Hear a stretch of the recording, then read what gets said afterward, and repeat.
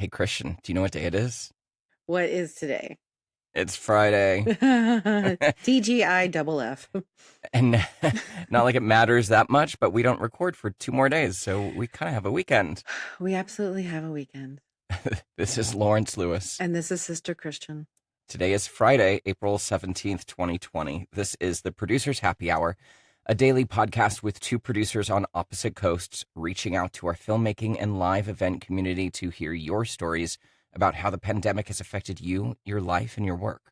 Your stories let us know that we're not alone. Email us, or better yet, record a 1 to 2 minute voice memo and send it to producershappyhour@gmail.com. Just follow the instructions on our website, producershappyhour.com. And please share this show with your friends, your colleagues, your family. We want these stories to be heard. They're helping us, so we feel like they're helping you as well. Christian, today we're chatting with Lauren Sick, who is a Los Angeles-based writer and director.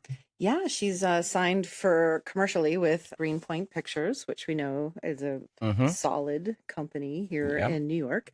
And I've worked with her several times now, and I think her perspective is going to be quite interesting because she now lives in LA and, was in the middle of a project. So we're going to be able to hear all about that.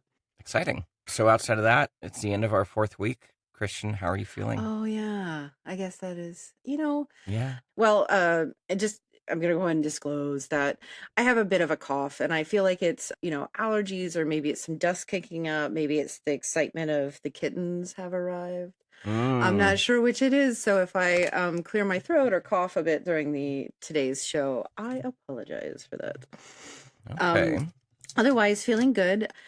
The last couple of shows, I may have been a bit heated over the frustration that I've been feeling. And, it's never my intent, or it's never our intent, to become political. And we certainly aren't journalists, right? Right. But we're voicing the frustration that we feel personally, understanding it may not be everybody's point of view. But in the end, I'm still feeling, the frustration. I'm just a little bit, I have frustration fatigue today, if that makes sense. Oh, it absolutely does. Yeah. At some point, being angry and being frustrated takes so much energy. At some point, you just kind of have to throw up your hands and just let it go. Let it go. And I don't mean let those in charge who are doing things you don't like go unchecked. You still have to stand up for yourself. But sometimes you just need to take care of yourself, relax, right, and let go of some of that anxiety and stress, right? Yeah, and just try to work through how you're handling the situation. And I guess, given this outlet that we have to discuss it every day, this week has been even more so than the last few weeks of just opposing information and facts. And so the frustration level got to here, and today I'm just too tired to be frustrated by it. Yeah. Outwardly. Let's just say that. How are you doing? I'm okay. I think it's exactly what you said. I have frustration fatigue. I had a long chat with a good friend of mine yesterday about all the problems and issues and what to do coming out of this, and how do I reinvent myself coming out of this? Do I want to do the same thing? Do I want to do these small 5-person shoots? What do I want to do? So I just had a nice long 3-hour chat with somebody while I made dinner. That is an intense conversation to have. It is. I mean, I'm sure it was well warranted, and took it lightheartedly as well. But she went through the same frustrations with first the EIDL grant getting changed to the PPP program getting unfunded, and kind of she's thrown up her hands on these grants and says that it just feels like we're on our own. I'm tired of filling out these forms. We just have to figure out how to make do with what we got and get some kind of money coming in somehow as soon as possible, and hope for the best. So hope for the best, because that's all of that has played into exactly the fatigue that I feel now, because it was okay when we thought we were getting some money. Yeah. Exactly. It's okay. Well, the best thing we can do is, stay inside and take as much action as we can. Yeah, exactly. So I'm plucking away here on my keyboard, Christian, because you know what I'm doing? I'm totaling up my You're bragging. I hear subscription challenge. I hear it coming results. in. You're giving me a big brag. Do you want to run down here? Yes. More than you know. All right. So the first thing that I canceled was MailChimp. So I Oh, have okay. and I know it's an intentional business expense. I'm going to say I didn't cancel it because they actually offer you to pause your Mm. subscription. You pause it for 1 year. So I'm paused for 1 year. That's $75 a month. Holy smokes. Yeah, No, because I have a no. massive, Of course, it's a warranted thing, but that's a yeah, lot of money too. it's a That's massive mailing list it's like for 4 bottles of wine. yeah, I know. 3 days it's worth a of mass, wine. it's a massive email list for my Right. immersive theater show, the Alone Experience. So Mm-hmm. they charge you based on how many people are on your list. Ah. So it's a big list, It's so it's a massive. costly thing. Google Storage. Apparently, I've been paying $10 a month for Google Storage that I'm not using, so I got rid of that. Holy smokes. Fender guitar lessons. Apparently, I signed up. They do digital guitar lessons, and I really haven't been keeping it up.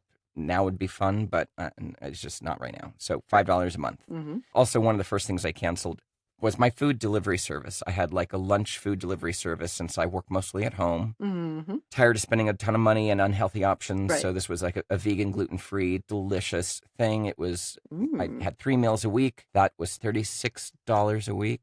36 times 4, that is $144 a month. Holy smokes. Yeah, that's But like now if 2 lunch deliveries in New York, by the way, or 3 maybe. 50 yeah. bucks each. So that's, right. for me, that was 3 meal deliveries, because if I was to go to any of the neighborhood restaurants, it would be easily $18, $20. Or like a Sweet Green Yes. opened in my neighborhood. Yes. Bam, $20. I had a Google domain that I wasn't using, $12 a year. So that's $1 a month, still counts. And then I had G Suite. I was using G Suite with one of these email addresses at $6 a month. I stopped using that email address, so that's gone. Vimeo. I have a professional account with Vimeo. I have that. $97 a year. I paused mine. I stopped it.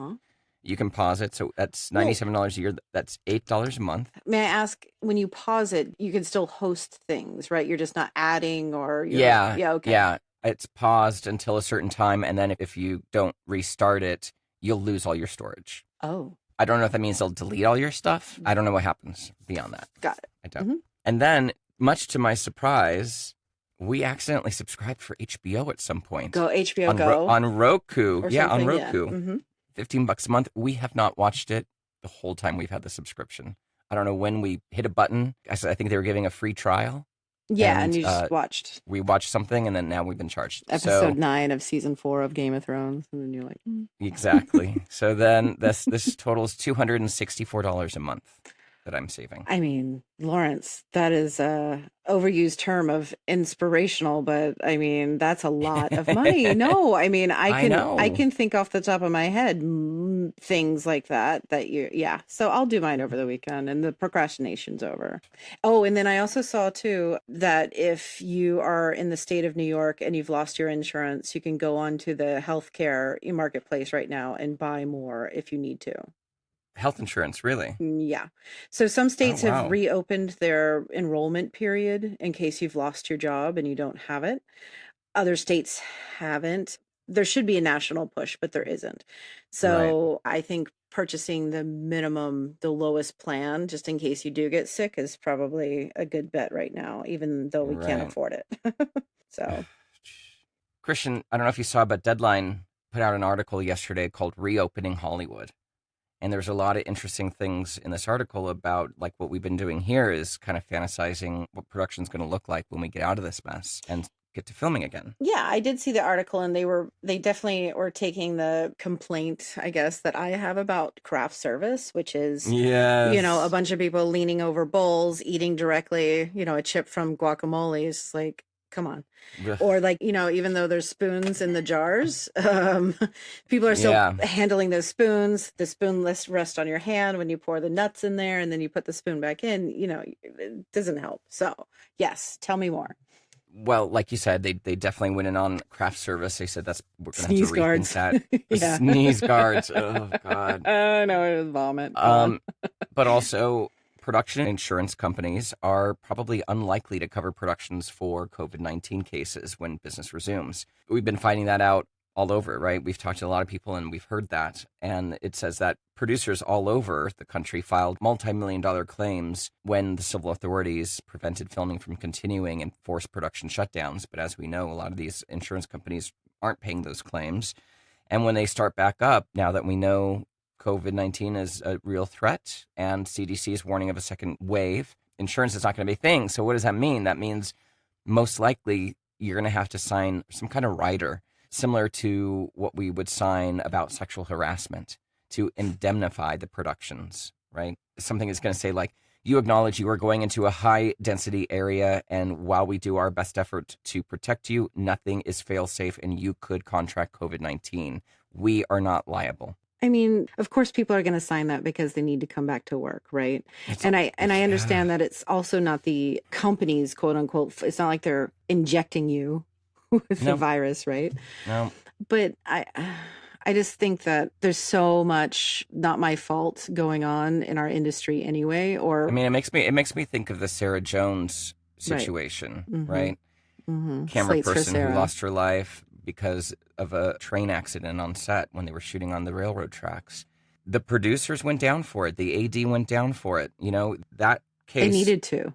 They needed to. And that case unpermitted. Shows where the responsibility lies. You know, sure, you make a corporation and, you know, you might think, I'm just a freelance producer trying to produce this thing. You can be liable as a producer for this, and you should be liable as a producer for these decisions you make. So, man, I don't know if I would want to produce a shoot where I have to make everybody sign a waiver saying that they might get COVID-19 by working. Right. That's a struggle for me. It's a moral struggle for me as well. Like if we're already thinking about that, then we've missed the point of the great pause. Yeah. And I understand that the large companies need to protect themselves, so do a better job of doing it, not putting the blame on the individual walking into your facility. I am hesitant to believe that a piece of paper, I don't want to put somebody in the position, they need money, you have to sign this, you got to go into this unsafe thing and do this thing for me. Mm-hmm. That's already hard enough. I don't think a piece of paper is going to protect us as producers. I mean, I don't think so either. Let's go all the way down the road. Somebody contracts COVID-19 on your set, and they end up passing away. Mm-hmm. Their families didn't sign that piece of paper. Oh, their families weren't on set with them. They brought it home. They weren't on set family. with them. Mm-hmm. They could file a civil claim for unlawful death or some sort of negligence. Right. I don't know. Then let's play devil's advocate and say, why would the company be at fault for that? Because the company has asked everybody to come in who did not feel sick. Obviously, this can be contracted before you're sick. They can't control when people say yes, that they aren't feeling sick and come into work anyway, right? Mm-hmm. So I wonder if instead of the letter being given, I wonder if it's this certificate that people are talking about, which is... Yeah. Here's my certificate. I have the antigens. Right. Maybe I can work, or I've been exposed. I can work. Right. You know, that kind of thing would be a better scenario. Now, can somebody help me out with this? So maybe Lawrence, you know that when, you know, in the 80s when AIDS was prevalent, was there talk of like a registry or like a testing and a certificate, those types of things? I don't know the history enough to answer that. Right. I'm sure there was at some point some sort of national registry that people revolted against. Right, of course. I just don't know the history, so I can't really say. Well, I just would love to see the history comparison of that, because right now there is a discussion of that. And I think that because this is so contagious and it's airborne, or it can be given if I'm feeling completely fine, I can still give it to somebody because I don't know. Just by talking in their face. Talking, yeah. Exactly. How dare I? But that said, I think I would feel more comfortable with a certified certificate being shown to me versus me making somebody sign something saying that I'm not responsible. Yeah. Because that, you know, they could say they signed under duress. They needed the work. Right. Agreed. They needed the money. Agreed. They needed groceries. So I think the offer, and there's a moral question from the production company, the producer side, to be making people sign a document when they desperately need work. Or when it's in good faith effort, the production company is trying their best, but I don't know how a production company could supply a COVID-free set. Yeah. Without testing people as they walk in. So that was something that I was thinking about the last 2 days was, you know, in addition to sick pay, it's obviously, you know, I know it's happens in LA, but it doesn't happen everywhere in the country yet. Medic, certified nurse, you know, somebody, a nurse NA or a PA meaning physician's assistant. Yes. Not that PAs can do everything. No. But a production's assistant, I'm sorry, a physician's assistant who could, you know, administer these tests, and that Hmm. part of the cost is us getting these rapid tests that happen within a Exactly. minute. That's another scenario the article talks about. They also talk about a health questionnaire, a temperature check, and on-set hygiene training. A health professional will be on set to hover around and check for fever or symptoms. All these ideas in this article, it's interesting to read because it really kind of starts to paint a picture of what it's going to look like. And then, of course, it talks about the legal hurdles and the privacy issues. It all comes into play about, you shouldn't have to disclose whether or not you have a disease. That's personal health information, right? Right. It is. At some point, your personal health information versus the Exactly. public health in being part of a working society. Right, exactly. Talks about craft service, lunch. Meals might be kind of more single serving, pre-wrapped, boxed meals, that we used to have in That we some of give those 300 extras on Verizon commercials or something. or music videos or something. Uh, Lunch breaks might have to be staggered, which FYI to everybody out there, that never works. Never staggered. Never works. Stupid. Everyone talks about it all the time. Oh, we'll just stagger lunch. Doesn't work. You can't roll camera without the focus puller or without wardrobe. Yeah, or somebody without always the gets fucked. talent. Somebody always gets fucked. And it's usually So, camera department. yeah, that never works. This article also talks about using LiDAR for Mhm. visual effects to kind of create sets. Maybe we do a lot more stuff virtually, so we're not traveling. We're not going to locations that we don't know the health of that neighborhood. Uh-huh. All kinds of ideas in this article, but it ended with something really kind of heartwarming. It said, after a similar production shutdown during the Spanish flu pandemic in 1918, Hollywood reopened, and eventually it got back to normal a year or so later. So it definitely was a different time back then, much simpler for the industry to get back up and running, but I think it gives us a little bit of hope that it's going to take a while and it's going to take a lot of considerations, but we'll get there. Christian, our friend Susan Anderson sent us an article called Where Are the Cameras Rolling Now? It's on LBB Online, and it's put out by PSN, which is Production Service Network. They put together a worldwide guide to live action on location. So it lists countries that you are allowed to film in right now. It's Australia, China, Taiwan, South Korea, Brazil, Cuba, Iceland, Costa Rica, and Uruguay. And then it's got this chart on here that tells you Of course. how many. Of course, Brazil. Sorry, I had to say that. But of course, I mean, they're doing it completely wrong down there. And it looks like, and now I have the chart in front of me, it looks like they don't even have a crew cast limit. Like you could hundreds of people. Oh could be my filming God, down you're there. right. Yeah. So on this chart we're looking at, there's a crew cast limit. So Australia's 10, China's 50, Taiwan, Germany, and Brazil have no cap. So you can have as big a shoot as you want. A few of these are for studio shoot only. Most of them are allowing you to do location shoots. It's interesting. I'm sure it's based on, what your parameters are. Yeah. But still, I mean, I'm surprised Germany's doing this. I know. Yeah. I mean, I understand South Korea and Taiwan for sure.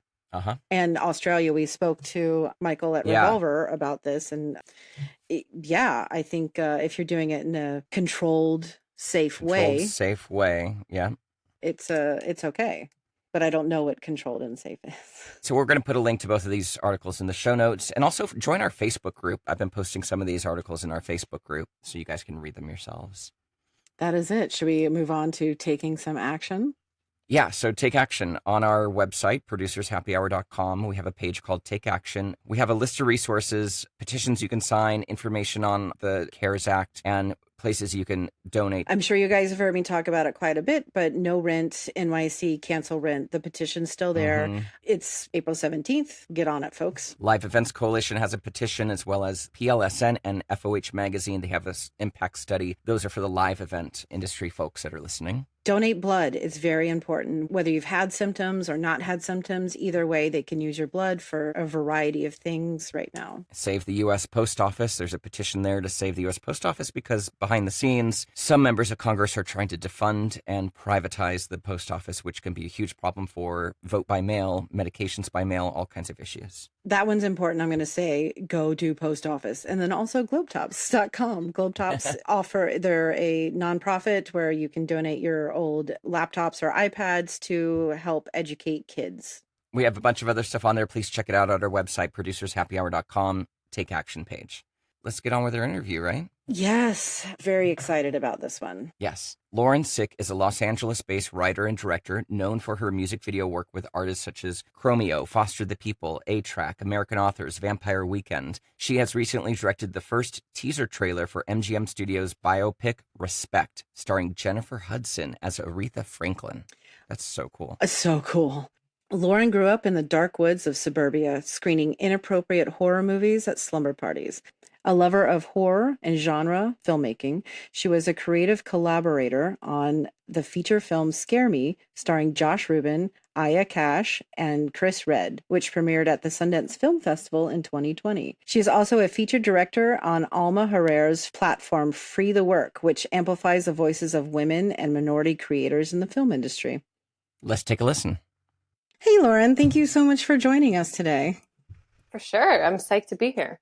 First thing we'd like to do is check in with you, see how you're doing, how your family's doing. I know that you're based in LA now. I think you're in Lawrence's or close enough to his neighborhood. He's in Los Feliz. Oh, And yeah. you're in Silver Lake. How you doing? What's happening? I'm okay.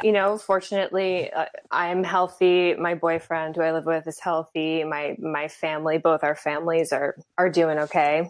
Every day is a new sort of emotional adventure. I've been quite scattered. I think there's this process that I go through where I'm trying to pinpoint what my emotions are every morning. So I kind of go through this weird ADHD process where I feel like I have to kind of do multiple things in order to even access my emotional state for the day. It's an interesting. Well, I mean, throw one of those Biore nose strips in, and boy, you've just named my morning. Yeah, I've been meaning to do this. So that's our emotional states. Lauren, give us a quick background on yourself and your career path and everything that kind of led us to before the pandemic hit. Well, I was a producer. Well, I started as an actor actually as a kid and through college and just after college, and then started producing.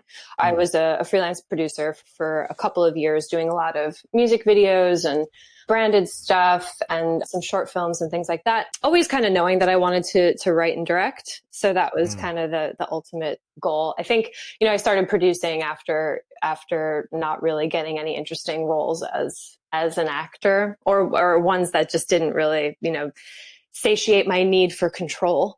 And transitioned from producing to directing maybe 8 years ago now. It's been a long time, and have been a freelance director ever since. Wow, that's amazing. Yeah.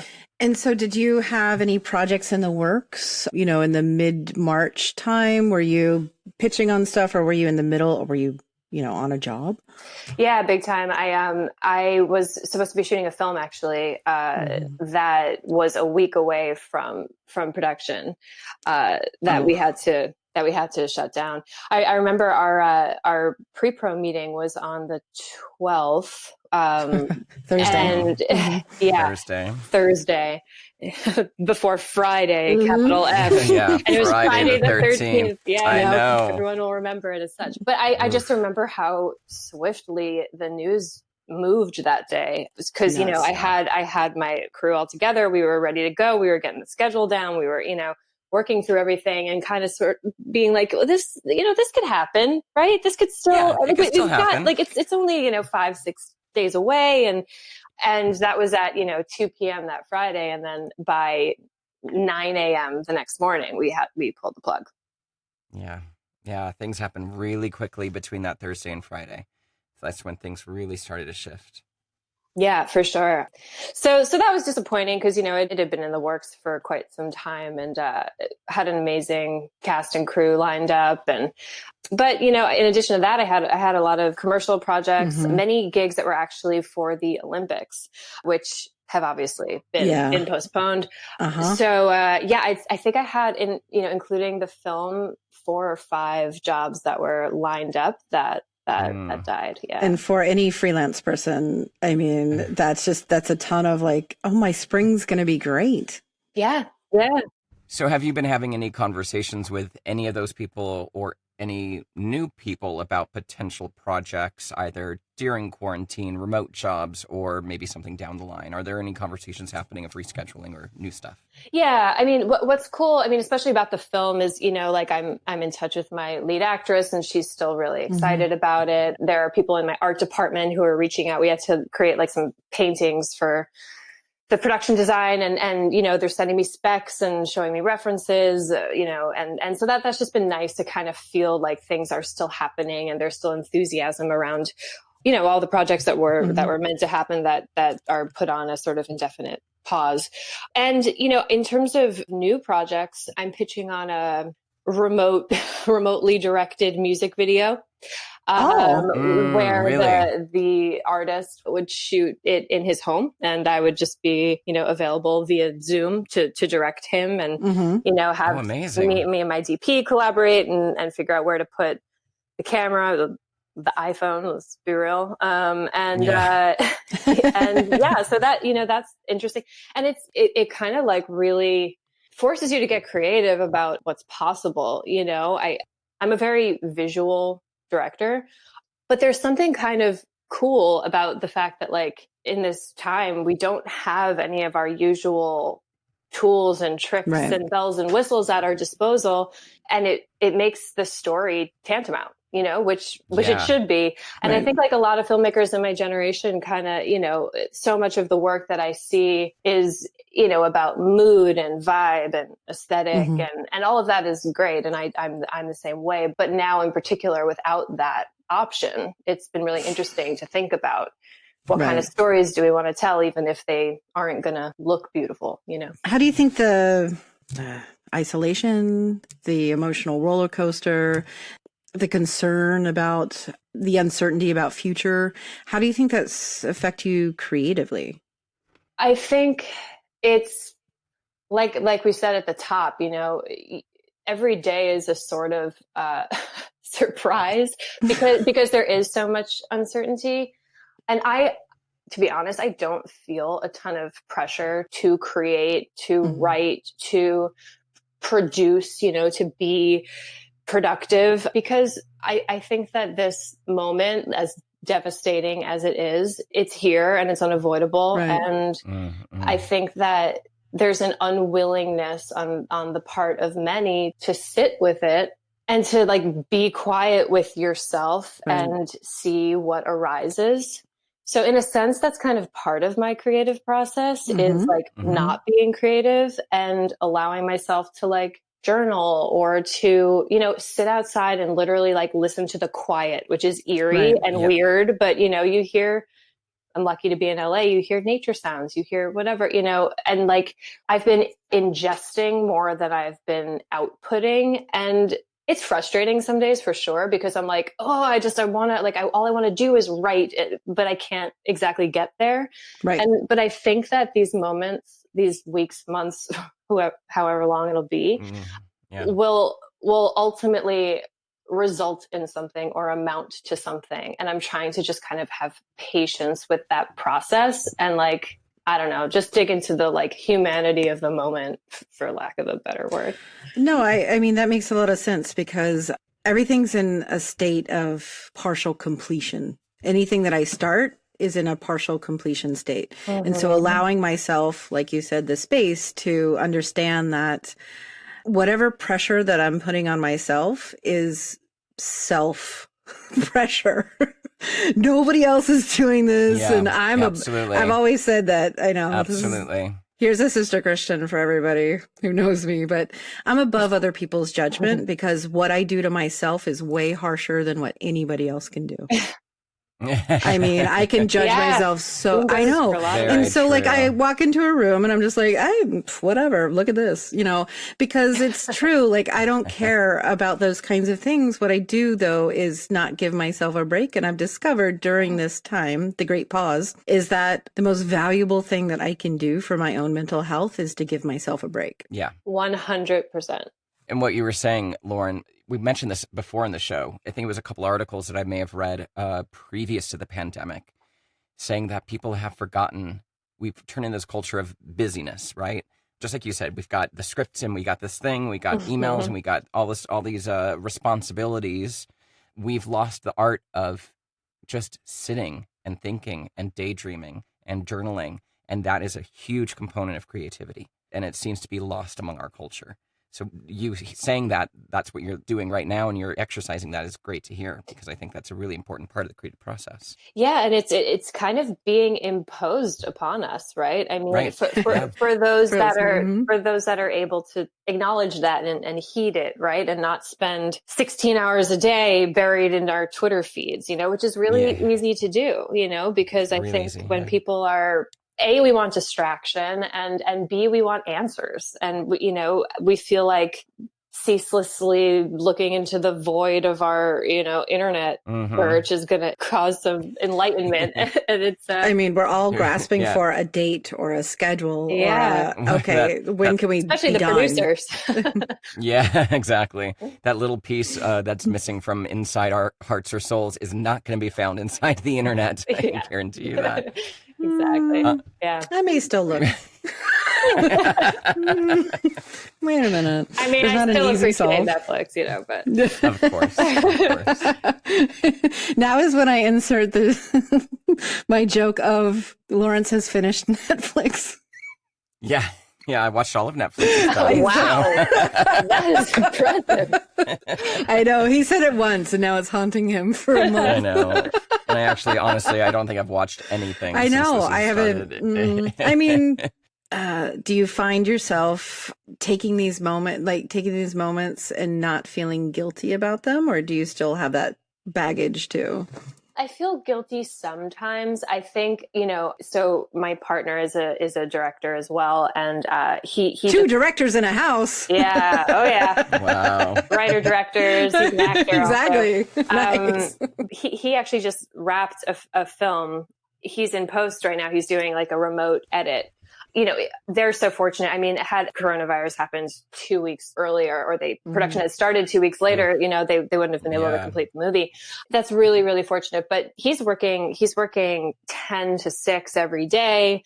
He has an actual tangible project and product that he's making, and he's really lucky. So many people don't have a project like that to concentrate on and put their creative efforts toward. So I think like some days when I see him, like working really hard on something and he has something to show for himself, like during this time, it's that kind of outside pressure. It's nothing to do with him. It's just me, like Christian said, putting that pressure on myself and then starting to feel guilty. So that'll creep in a little bit. But, I think overall, I am allowing myself the time to pause. And then, it's surprising. Like there was a couple days ago where I've been having this idea for a script and I wrote 10 pages in a day. And and they came seemingly out of thin air, and I think, so some days will be uber productive and others will be very quiet. And I think that's just kind of the process. So one thing that we've been chatting about on this show and surmising, fantasizing, I don't know, is what production is going to look like as we come out of this. I don't know if it's, you can shoot with a crew of 10, then maybe a crew of 50, maybe you can get back to normality. Do you have any thoughts on that in terms of your workflow and how you like to work? Are you comfortable with shooting on your own, or is that part of your wheelhouse? Well, I'm fortunate to the production company that I'm signed with for commercials. They have like a very independent sort of spirit. They can make a lot happen with a little, with, fewer. Can you say who that is? Oh, yes. It's Greenpoint Pictures. Oh, okay. Yeah. They're great. They're great. And that's kind of been part of their DNA, is like they'll make it work. They know how to be scrappy. I feel really fortunate to be a part of that team, not only for that reason and for what the future of production might look like, but they're also like, it's such a family over there and they really, really care about their directors. And I know that they're kind of looking for opportunities for us for whatever the landscape might look like in the next couple of months. And Christian can attest to this. It's tough. Like we shot a job in a couple months ago where there were 4 people squished into a car with a hostess tray, hanging off the side of the car. I know. And, like my AC was practically sitting on my lap and we were looking over each other's monitors. I mean, that closeness that, especially when you're under a time crunch and the sun is going down and you got to get it and you're all in the trenches together. I mean, that's something I love about filmmaking and the people I work with is that sort of sense of like camaraderie and closeness. And that's not going to be possible for a really long time. I mean, maybe we'll all end up being fucking, tabletop food photographers or something. Product. Yeah, exactly. Like all the recipes that people are coming up with their like, COVID cookbooks or whatever the hell. Like, I know. I'll just, take pictures of that. I'll make the movie. No, I don't want your sourdough starter. Oh my God. If somebody offers me like literally I got offered it at least 3 times. I'm like, I'm gluten free. Thank you very much. However, no, I'm not going to be baking. The one thing that I know about myself is that I'm not going to be baking bread. I know that. I just know. I can't, I think there's like kind of this is a total tangent, but like a bit of a lack of sensitivity when you see people's like really elaborate, fancy food feasts that they're posting on the internet. Right. A friend of mine was talking about this. She was like, I don't know how to post on Instagram right now. Cause like we all, know that we're privileged to a certain degree, but then you see in San Antonio, people are lined up at a food bank trying to feed their families. And it's like, there's definitely a balance that you can do. I mean, I think we do, we want to feel better. Yes.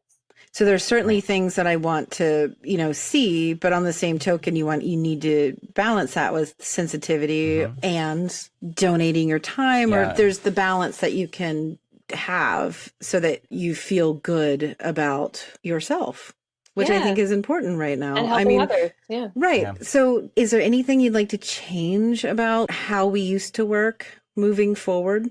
A lot of the issues that I had with the way we work prior to the pandemic were kind of in the pre-production and the post process anyway, like the way that jobs would be bid on or awarded and sort of, sometimes some of the agency processes and client processes, just the way that things could get dragged out or creative can change or, there's lots of sort of expectations from the production company and directors during that sort of stage of winning the job. So it wasn't so much about the physical production. And I think the issues with the physical production that are obviously going to be what we need to deal with moving forward. But I do hope and already sense that there's a burgeoning sort of just sensitivity toward one another, and a real respect for people's time. Because if anything, if this thing has taught us anything, it's that people's time is unexpectedly limited. And I hope that people will come out of this just valuing each other more. Well, I think that what we can do too, as the people on the set who kind of set the tone, are to lead by example too, and just speak up whenever we see poor practices and things. Not that we haven't done that before, but I think it starts initially with even before we get onto set, just explaining that, we need to keep it to a 10-hour day, or if somebody's not feeling well, then they should get paid to not come in. Yeah. There are just things that I think we can do as leaders on set to set the mood too. I was kind of shocked to hear that, the week that I shut down my production, that there were agencies that were following through with shoots. Wow. So many, because I was posting some things on social media and I had friends that were reaching out and being like, I have a shoot. It was, we were talking about Friday the 13th. Yeah. These jobs were scheduled for Tuesday and Wednesday of the following week. And people were reaching out, people that I've had on my crew and other friends, DPs, actresses, whatever. And they were like, I'm scared. I don't want to do this. But it felt very, very irresponsible. And, I had a friend who got cast in a commercial spot. They went through the whole process. She went on set, and halfway through the day, they decided to stop rolling sent Yikes. everybody home. So they paid for Wow. the whole thing. And then the project obviously will never come out. And they put everyone at risk Right. of infection by putting them in the same room. That's the leadership that I think that we need is like, I Right. think that a lot of times production companies, in order to get the job, will agree to do things and then leave it up to the crew to say yes or no. Right. And I think that we can take that back and say, sorry, we're going to be the leader or the moral voice here saying that we advise against doing this. I'm sure they can find somebody to do it, but the quality won't be the same. But Exactly. again, you know, this is utopia. We're talking about heaven. Yeah, Whatever yeah, we're yeah. talking about right now. But, you know, I found that like when I was sort of voicing my concern about this and I made it public, so many people responded and were so appreciative. I mean, they're agency creatives, agency producers who I didn't even know were reaching out to me on Instagram and being like, I'm sorry this responsibility is falling on you, but I've also tried to tell my bosses and tell our client that we don't think it's responsible to be doing this. And Right. those clients weren't planning on going to set. Anyway, exactly. They were just there was the going- remote. I They're all know. work from home. Wow, And you Their guys will do travel, this. they had, I mean, companies is AT&T as early as end of February shut down travel for any work related travel. So companies had started doing it way before we did, 2 weeks before we heard anything from the government. I had a girlfriend who she's a director as well. She directs a lot of music videos and she was booked to do something. She is based in LA and they were flying her and crew to Nashville. And she's like, you know, it was a crowded bar scene and there were 4 talent that were above the age of 70. And What? Oh. yeah, and Oh. she actually said to the commissioner at the record label, you know, she's like, I got to pull the plug on this. Like, I'm sorry. I feel like you guys should be the ones to do this. But as the director, I don't feel comfortable putting my crew in this position. So I was proud of her. I think that was the right thing to do. They had no problem sticking everyone on a plane and flying them to Nashville. You've spoken a lot about crew. I don't know if you have a crew that you're always with, like if you're tight with your crew, if you check in on them. But do you have any words of advice for crew members out there or other directors and filmmakers? How to weather this time, whether it's creatively or just mentally getting through this? It is really, really tough. I mean, I think so much about, you know, we as producers and directors, especially if we have like a decent first quarter, we have some padding, you know, but Right. I think about like the makeup artists and the grips and the ACs and like, it's really a tough time. Mentally, you know, I could give all the sort of advice I gave earlier about, you know, just sort of sitting with it, finding the things that bring you happiness, doing all the stuff like the cooking and the connecting with friends and the Zoom calls and the, you know, The Zoom calls. keeping up with your clients and keeping up with your, you know, the people that hire you. That is important for sure. But I'm kind of just trying to do what I can. Like you know, a friend of mine owns a small production company and he asked me, they're doing this weekly call for submissions for films of people who are like pretty underrepresented. It's called Crew Love. And I've been asked to be a guest curator for that. So, and we're opening it up to like a huge swath. We're trying to get Free the Work to like post about it and really going through and choosing films that aren't necessarily seen or like, you know, like we're really trying to level up before this happened and then this hit and they were making like great strides but now it's like it's so hard for them to get their work seen and it's a massive setback. It's really cool what he's doing. The production company is called BYT and Bright Young Things and they're, you know, really shining a light on some lesser known filmmakers who are just trying to stay relevant and stay in the, you know, front of people's minds for when this is over. I'm trying to just like get the online community, you know, staying connected and sharing some of their past work. I did this little initiative on Instagram just for whoever wanted to participate, where asking them to share some stills from their previous work that sort of encapsulated what they're feeling in this moment. And, you know, I got some really nice responses from that, just about how nice it was to kind of remember the things that they've already achieved and like take a moment to be proud of that. And I think that when they do look back at that, it kind of gives them a bit more hope for whenever this is all over and they can get back to work. Yeah. Looking through those was amazing. P.S. Oh, thank you. So Yeah, I know. do great stuff. Yeah, I know. It just makes you, I mean, listen, we've all been doing this for a while, right? Sometimes in production you tend to remember the worst jobs because those, stick in your mind and you want to talk about them and tell everybody, well, no, my job's worse. Or did you ever have this, Yeah.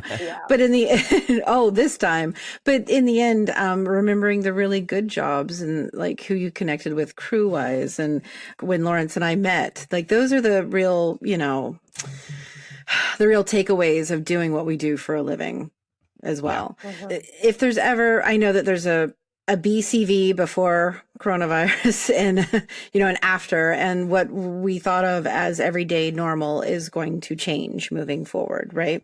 But once we can start to get back out in society, what are you looking forward to most to doing? I want to go This to can the be- movies.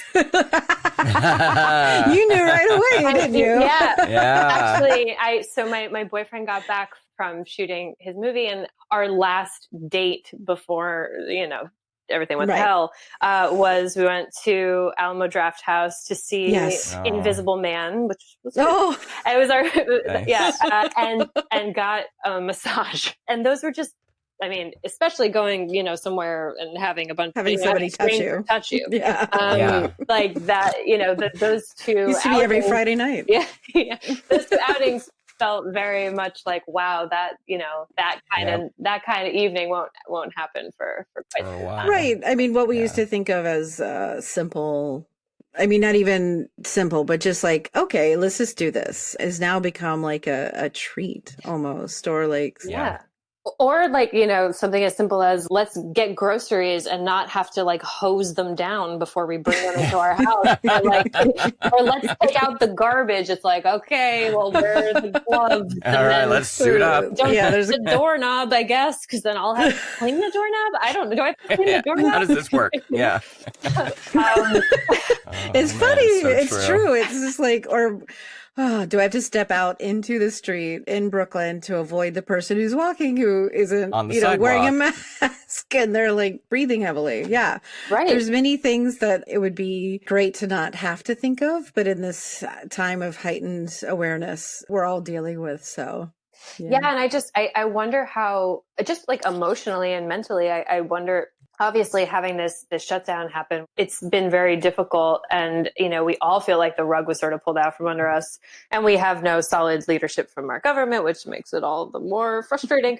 But I wonder about the reintroduction to society and the reestablishing of normalcy. I feel like that is going to be its own new layer of difficult. Like, Absolutely. like It's- the paranoia and the stranger danger and the, like it just feels so like, it's, and it's so sad, no one wants It to. is.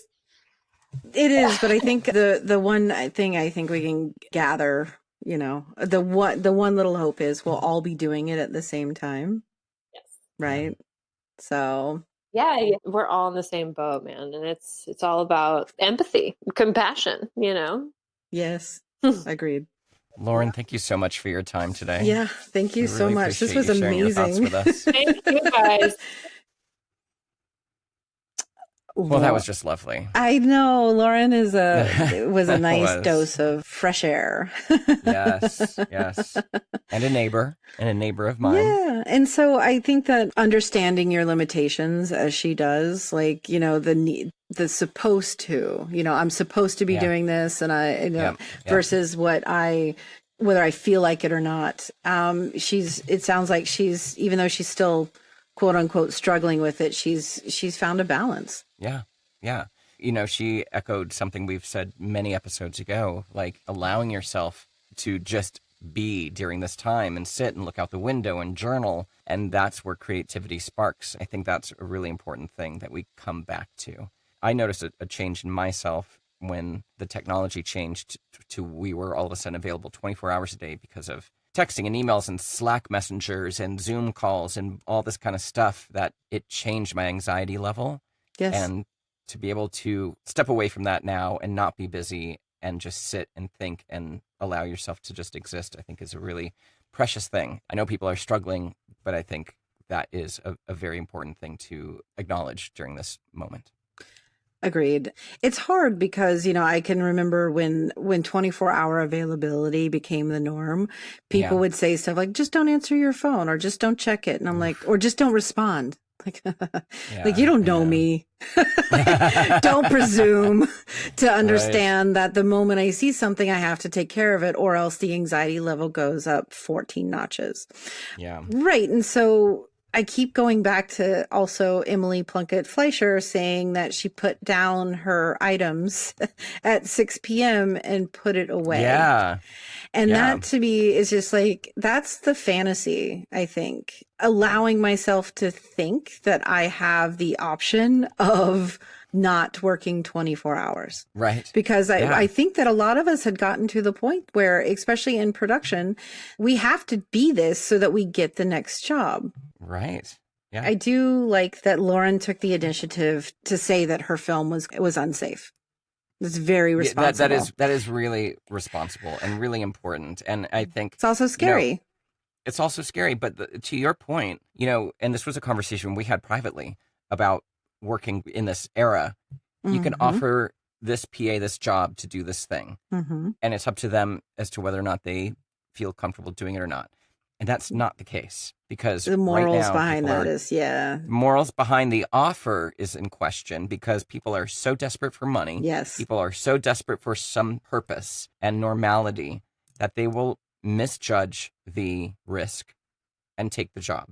So exactly. Chris touched on that on yesterday's call for sure. So the offer needs to be questioned now. Exactly. The offer absolutely needs to be questioned, and that we can assume the leadership role that we have moving forward. It's our voice is important. It's important to be to speak up if you see something unsafe. We've always said that to each other, right? Always. And so this is where we're at with jobs right now. So special thanks to Lauren Sick for spending some time with us today. She's at Greenpoint Pictures, and you can see her work on her website at laurensick.com. That's LAURENSICK.com. Yeah, that's it for the show, right? Right, yeah. So this show is edited and co-produced by Rob Bloomkey. Artwork and logo design by Christopher Daniels. And our unused music was composed by Kyle Puccia. We'll bring music back at some point, right? I think we should. We should absolutely bring back the old episodes and put the music on it for some lighthearted fare. We'll release those old episodes for sure. But some maybe point we'll get some new music for this new show. All right, everybody, stay safe, stay connected, stay active, and please stay home. Wash those damn hands. Stop touching your face. You know who you are. If you go outside, it's really, really important right now for you to wear a mask. And also be sure to send us your voice recordings or your emails. Tell us your story. Share it with other people. It does help. Send it to producershappyhour@gmail.com. Lawrence, how do people get a hold of you? Me, little old me, I'm at lawrencetLewis.com, or for voiceover work, voiceoflawrence.com. Christian, how about you? I'm at sisterchristianproduces.com. Great. All right, folks. See you tomorrow. All right. Bye.